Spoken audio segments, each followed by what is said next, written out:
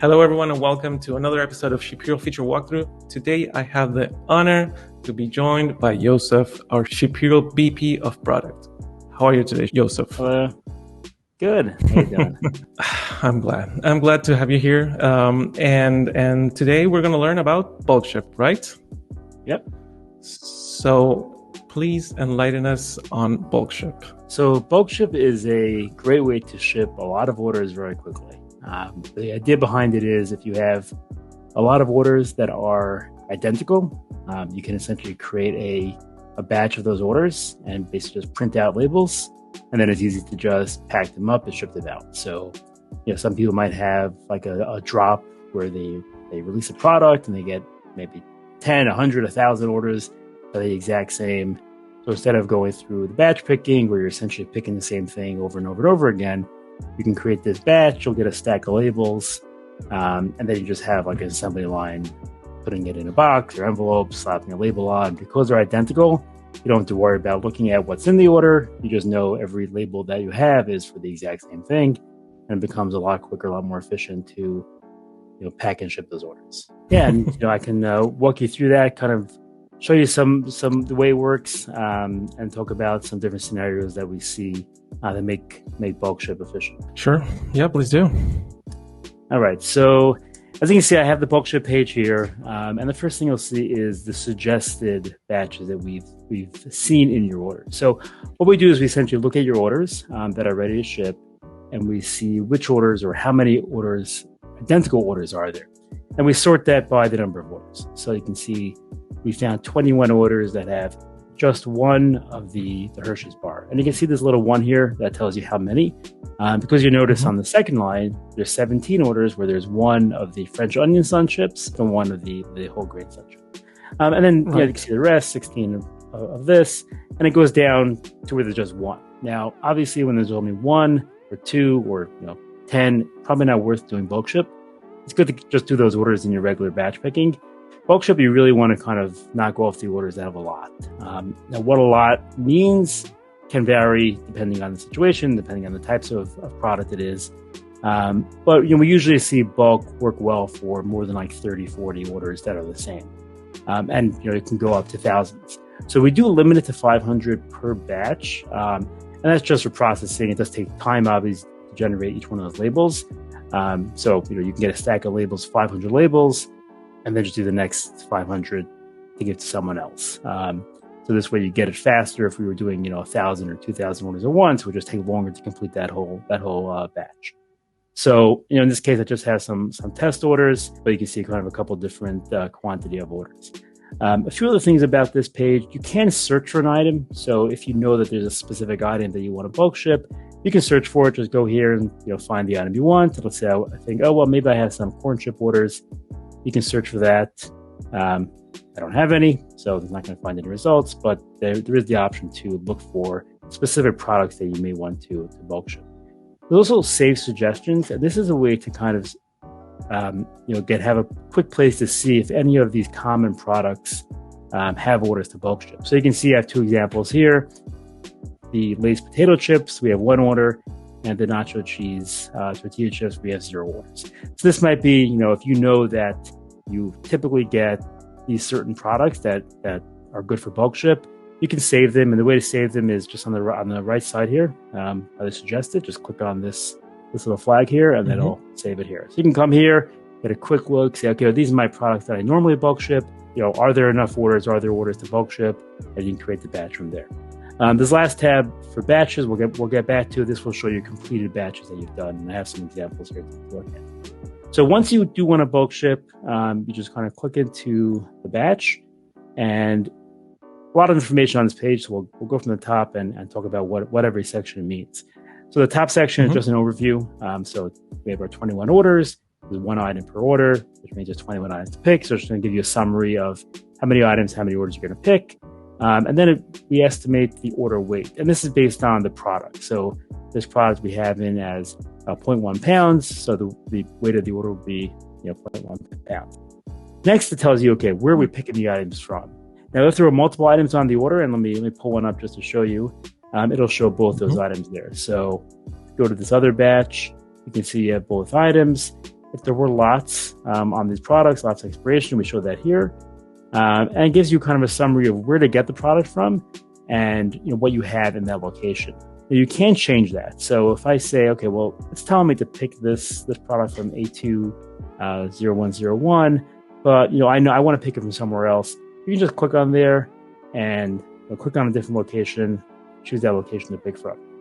We will also show you which locations you have that product, but maybe you don't have enough in that location. So we do highly recommend that when you create a batch, there's enough inventory in a location to fulfill the entire batch. And if that means transferring, you can do that.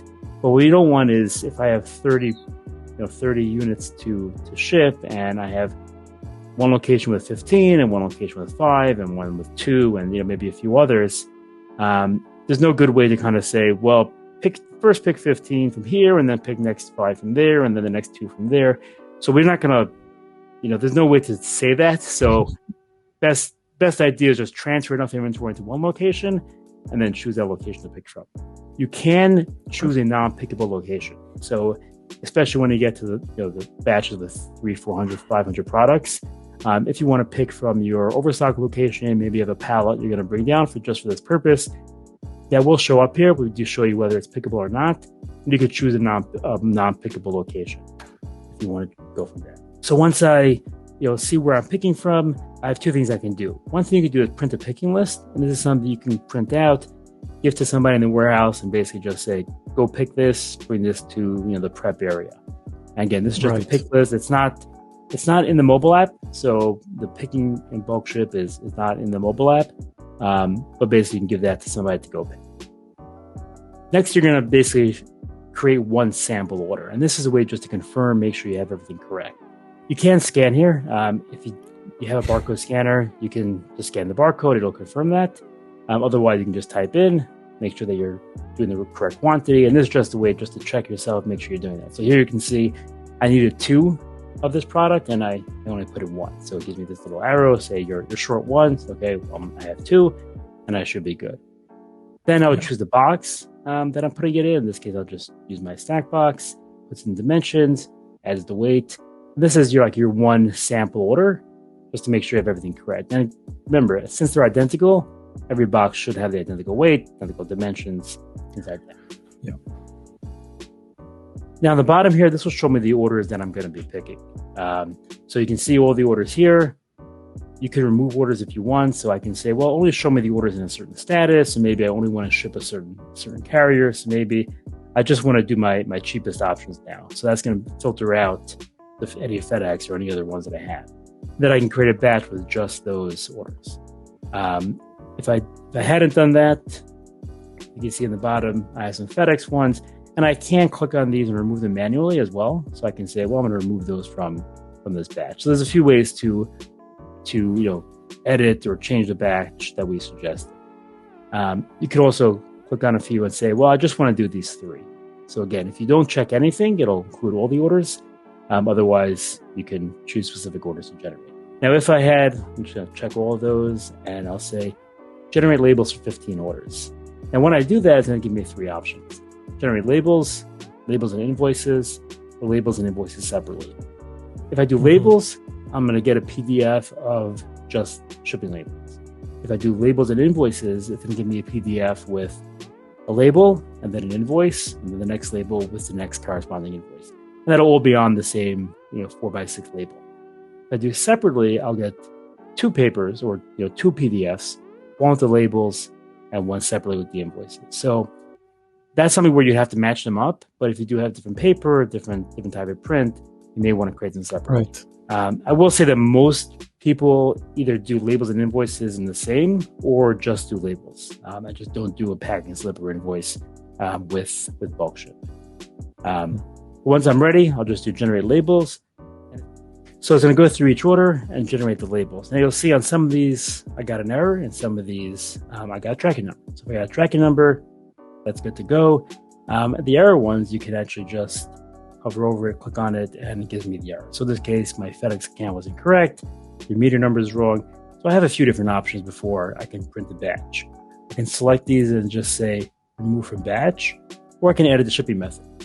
So if I edit the shipping method, let's say I want to change that to my UPS, or UPS ground, and then what I can do is reprocess. And once I reprocess, that'll retry the labels that failed and see if we can get it validated. So we'll give that a minute to process. There we go. And as you can see, it's reprocessed and all those orders have updated and I have tracking numbers. So once that batch is complete, this button changes to print labels. And when I click on that, you'll see I'll get a PDF with all my labels. So here's my UPS labels. And you notice the first label I have here is kind of a batch summary. So this is, again, something you can give to your picker. If you didn't use the pick list that we showed before, you can use this as well. And this shows the location, shows the product, how many they need. You could put in who is the picker, who is the packer. And some companies will save this, file it somewhere, just have a record of, who picked this batch, who packed it, maybe sign off on it. Then you do have a similar label at the end here, just a footer sheet to again summarize what's on the batch. Now, once this is done, I would just send this to the printer. Just hit print, send this to my label printer, and this is one file. So there might be 500 labels on here. It'll come out fast because it is one file. We're not sending each label separately to the printer. It's one file and it should print pretty fast. Any questions so far, Danno? No, it's super intuitive. All right, great. So a couple of things just to show you. Let me just refresh that. Back on this batches page, you'll see a list of the batches I've generated before. So you'll see the one that I just did. That one's been shipped. Labels have been printed. I have two other batches here. This one's ready to print, which means it's been fully generated, but I haven't hit print labels. So you might want to come in the morning, create your batches, but then leave it for someone in the warehouse to actually print them. That is an option. So they can always come to that page and see what has not been printed, and you can filter by that. So say, okay, what's ready to print, and this way they know these are the ones they need to print and pack. And then we have that error one, or an error one that I generated before. Again, just some examples. You can always come here and say remove from batch. You also have the option to put the order on hold. So if there's an issue and you want to put the order on hold, you can remove it and put the order on hold. And then, of course, there is that other label that I have that will generate. But if there is an error, in this case, there's an issue with the address. So again, a couple of things I can do. I can click on this order number and edit the address right here. So you can see in this case, the state got left out, and the country got left out. Right. So I can update it right here on the Bulkship page. I don't need to go to the dashboard. You can update it, reprocess, and try that again. Another option I have is, let's say I've generated a batch and I realize I don't want to ship this. So I can void the label right here. And then, I do have the option to reship the order, which will reset the order. And I can also remove the order from the batch. So if an order got in that shouldn't have, I can void it, remove it from the batch. You also have the option of canceling the entire batch. And by doing that, it will void the labels from the batch, remove them, those orders from the batch, and then they can be shipped another way. So even though you've created those labels, you do have the option still of voiding and removing those orders from the batch. And that's about it. Bulkship can be very, very useful. So if you're not using Bulkship, definitely think about what orders could fit. So again, what products do you get orders where there are a lot of identical orders? I do recommend usually doing Bulkship first. So, come in the morning, do Bulkship, because that will just remove those orders from, the batch picking that you might do. So it's a good idea to get those out of the way first. So you're not picking these single item orders or identical orders with your batches. Sounds great. Yeah. That's actually super useful. It is. A lot of customers use Bulkship pretty extensively. They're definitely bulk ships of hundreds of orders at a time. So if you're not using it already, definitely recommend checking it out. So thank you very much, Yosef.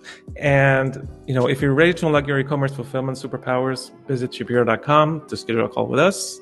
And obviously be sure to share, like, and subscribe for more content. And thank you and have a great day. Thank you.